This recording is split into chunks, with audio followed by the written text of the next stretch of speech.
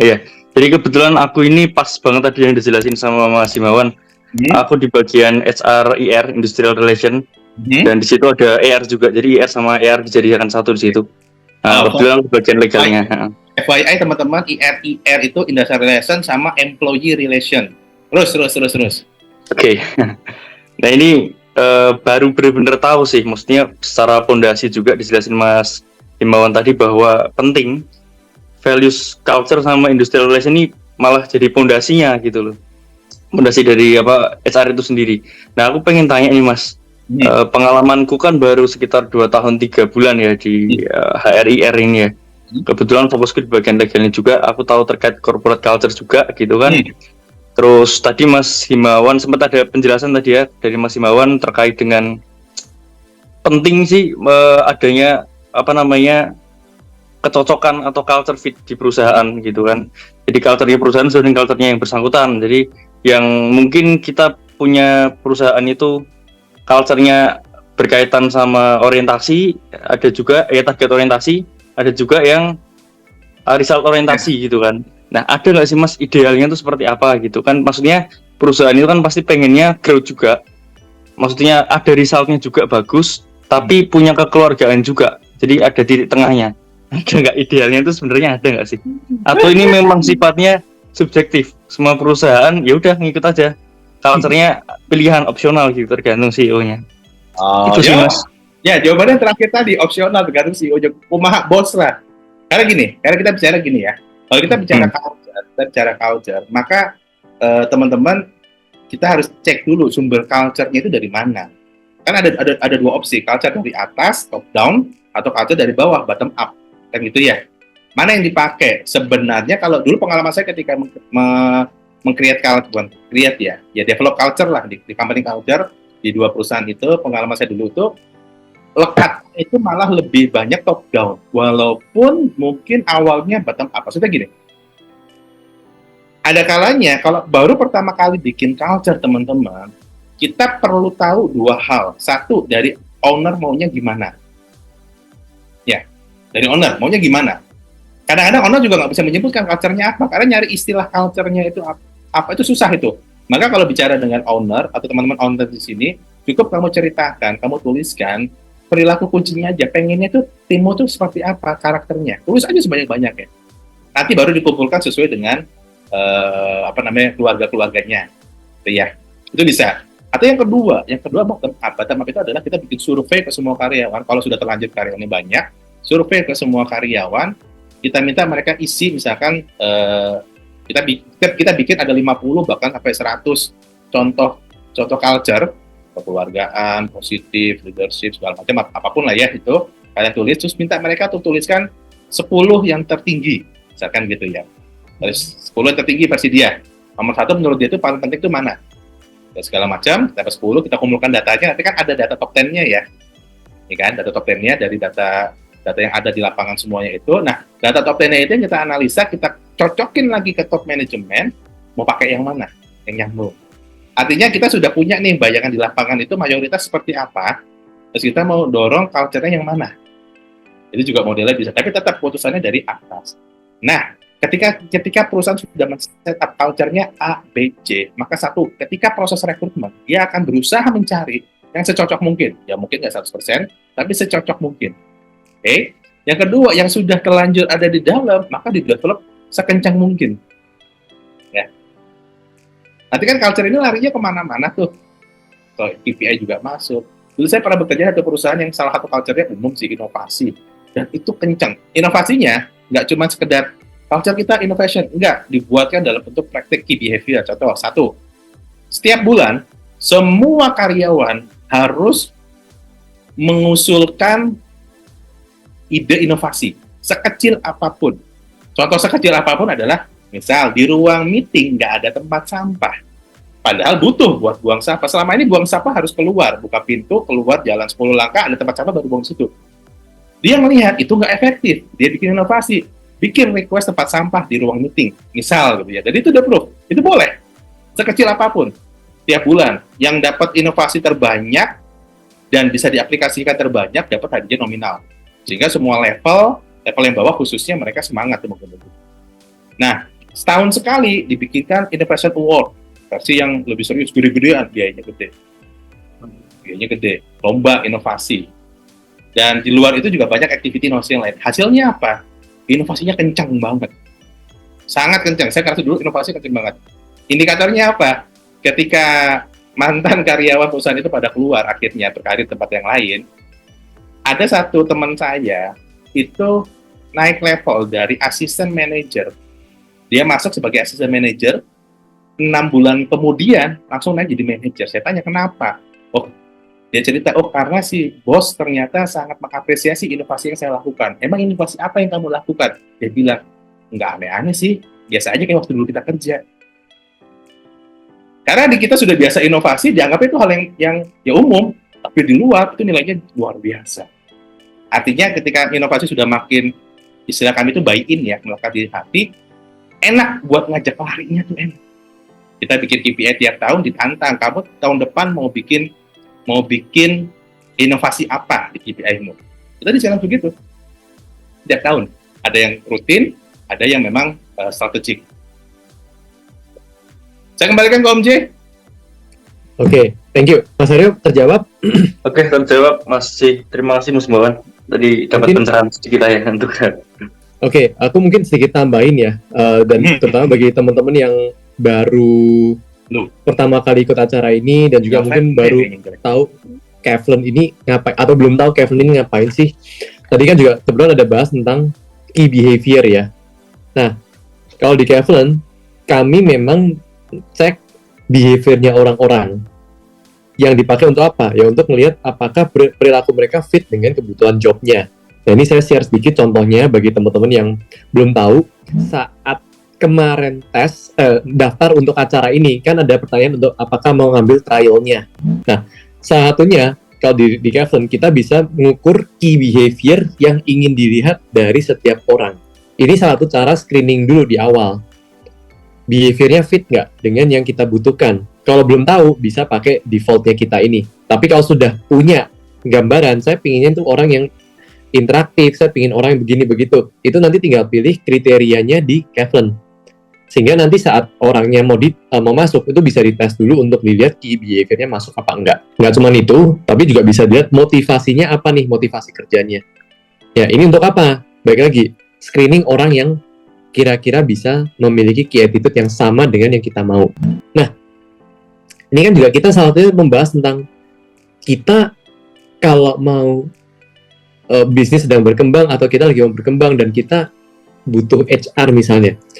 Pastinya kan kita kalau dari kacamata business owner, ya kita berharap dengan melibatkan HR, kita dibantu. Ya ini mungkin jeritan hati para business owner ya, bener nggak Stefani, Dara, Pak Litya, dan lain-lain, bener ya? Nah, tapi yang menarik juga tadi ada kata-kata dari Mas Haryo, tapi aku lupa yang mana. Mas Haryo di sini sebagai HR tapi bingung. Ini ownernya mau gimana? Salah satunya, bener gitu nggak Mas Haryo? Sorry, sebenarnya bukan bingung sih, lebih ke arah apa yang aku jalani selama ini, apa yang aku pahami selama ini. Pengen cari titik tengahnya gitu. Karena tadi disebutkan Mas Himawan, ada perusahaan yang saya kerja sekarang itu menerapkan salah satunya. Betul. Nah, aku mau coba tanya nih, biar kita mumpung ini ada dua kubu yang bertemu di acara malam ini. Mas Haryo, kalau boleh tahu di-share, company-nya yang Mas Haryo sekarang kerja, itu company yang apakah sudah punya HR system yang established atau Mas Haryo di hire itu untuk bantu setup? Sudah established Mas, ini perusahaan swasta yang cukup lama, ya mungkin termasuk yang paling lama di Indonesia sih. Oke, kalau gitu, dari point of view-nya Mas Haryo ketika masuk sana, challenge-nya di mana dari role HR? Supaya kita di sini sebagai business owner juga bisa dapat bayangan, oh ternyata yang dihadapin oleh teman-teman HR ketika masuk itu pernah bingung tentang hal-hal seperti ini. Itu apa aja sih? Kalau bingung itu pasti kan kita mencocokkan sama perusahaan dulu ya. Jadi yang satu hal yang saya paling pelajari, karena kebetulan saya di bagian legal juga, apa yang tersurat maupun tersirat di undang-undang itu belum tentu diterapkan sama. Karena kita tidak hanya memandang dari sisi legal, tapi dari bisnisnya juga. Nah, jadi kesannya kayak, oh melihat dari sisi bisnis perusahaan perlu nih tidak menerapkan ini gitu. Jadi perlu mengesampingkan peraturan ini gitu. Nah, repotnya adalah ketika saya harus mensosialisasikan ke teman-teman karyawan, oke lah yang tahu gitu, oke lah yang nggak tahu tentang peraturan itu, tapi yang mengetahui tentang peraturan itu yang jadi problem di situ. Itu yang saya hadapi masalahnya. Jadi kalau boleh sesekali curhat, kenapa? Karena biar kita yang dari sisi kubunya business owner bisa tahu apa sih yang sebenarnya ketika kita melibatkan HR untuk join, yang mereka cari itu biasa enggak apa dulu nih untuk bisa perform dengan baik. Soalnya kan tadi kan dari Pak Himawan kan ada tuh kayak ada culture, ada recruitment, ada performance management, ada apa-apa gitu kan. Yang biasanya tuh bikin loss itu apa? Karena nggak ada ininya, nggak ada itunya atau apanya? Yang bikin loss ya, ya benar itu kebetulan di fungsi saya. Jadi di industrial relation ini pas di legalnya juga, karena kebanyakan pasti tanya tentang hak dan kewajibannya mereka karyawan. Itu satu yang pertama ketika karyawan masuk pasti tanya tentang hak dan kewajiban. Dan itu belum saya tentu itu belum tentu itu sudah dirumuskan oleh owner. Jadi belum tentu dirumuskan sesuai dengan aturan yang ada gitu. Jadi kalau alasannya ya, jawabannya yang saya dapatkan selama ini, kita nggak hanya lihat dari sisi legal, tapi juga lihat dari sisi bisnisnya juga. Jadi kayak nyari titik tengahnya gitu. Bahkan maksud saya gini, bahkan setingkat perusahaan swasta yang cukup besar namanya di Indonesia ya ini ya, dan cukup lama itu bisa menerapkan hal yang seperti itu, masih mencari hal yang seperti itu gitu, untuk mempertahankan posisi perusahaan. Nah itu yang pengen saya, ya sebenarnya saya pengen tahu sih, maksudnya kayak bisa ya ternyata perusahaan tidak menerapkan suatu aturan perusahaan, aturan ketenaga kerjaan terang-terangan gitu loh maksudnya. Sebelum Om Himawan nanggepin, saya mau coba Pak Aditya, boleh dong Pak? Tadi yang mau coba ditanggepin apa nih Pak Aditya? Ya, makasih Pak J. Jadi sebenarnya kalau merujuk dari tema yang diberikan kepada Mas Himawan ini topiknya, justru disinilah tugas atau peran HR yang harus sama sekali berubah, yaitu sebagai kita suka klaim kan HR sebagai business partner gitu ya. Tapi pada kenyataannya tadi udah di-highlight sama Mas Himawan. Cuman HR tuh terjebak sama dunianya sendiri. Ya admin lah, ngecek absen dan sebagainya. Tapi dia nggak tahu bisnis. Nah, HR itu sekarang itu suka nggak suka, mau nggak mau, harus tahu bisnis. Dari A sampai Z. Bahkan kalau ada di kantor cabang atau di operasional pabrik, dia harus benar-benar tahu. Nah, peran yang tadi sehubungan dengan yang Mas siapa tadi mengenai industrial relation itu adalah peran HR strategis harus memberikan gambaran ini kalau tidak diikuti compliance-nya atau kita tidak comply resikonya ini ya. Sementara dari perspektif perusahaan, saya pernah punya klien seperti itu dan pernah bekerja dalam situasi seperti itu, meskipun dia perusahaan besar, waktu itu alasannya sebenarnya sederhana. Sekarang kalau ada yang nggak menerapkan, mereka kena sanksi nggak dari Depnaker. Jadi law enforcement-nya juga nggak ada. Jadi dari sisi business owner, meskipun itu diundang-undangkan, ya masih bisa bending the law.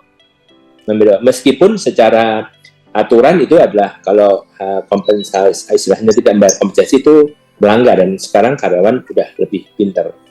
Nah, di sini peran HR harus bisa memberikan solusi secara sederhana. Nah, itu yang pertama. Yang kedua, membahas tadi tuh yang mengenai culture fit. Saya sedikit loncat culture fit itu. Menurut saya, mohon juga dikoreksi Mas Himawan sebagai praktisi juga ya. Sekarang ini kalau mengandalkan probation 3 bulan, saya pikir nggak fair buat kandidat maupun untuk perusahaan. Oke, dia dari perusahaan yang bagus, lalu kita rekrut, kebetulan gajinya pas dan sebagainya, kita bisa membayar dengan harapan dia kan dari perusahaan besar, harusnya dia punya pengetahuan lebih lah. Tapi masalahnya apa tadi kan contohnya orangnya bagus di perusahaan yang lama, tapi begitu masuk di perusahaan baru kan nggak fit culture. 3 bulan tuh apa yang mau diekspektasi untuk bisa perform? Sementara dia perlu belajar dulu atau memahami dulu budayanya. culture fit yang sekarang diadakan Kevlon itu sangat membantu business owner maupun HR untuk mengidentifikasi preliminary-nya. Tapi akan lebih tajam lagi apabila perusahaan memberikan kesempatan dia untuk juga mengenal seluk-beluk perusahaan itu. Seperti apa? Seperti ini bukan masalah, tapi tantangan di tenaga kerja Indonesia. Saya pernah menerapkan, saya fight dengan bos saya waktu itu, di perjanjian kerja itu kita rubah begini, 3 bulan itu adalah masa orientasi. Ini yang PKWTT.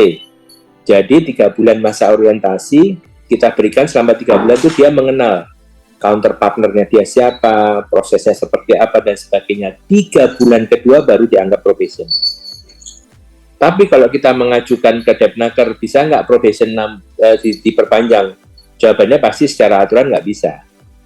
Nah, saya waktu itu merujuknya, istilah saya lah bending the law atau membelokkan sedikit law-nya adalah PKWTT itu kan kesepakatan dua belah pihak.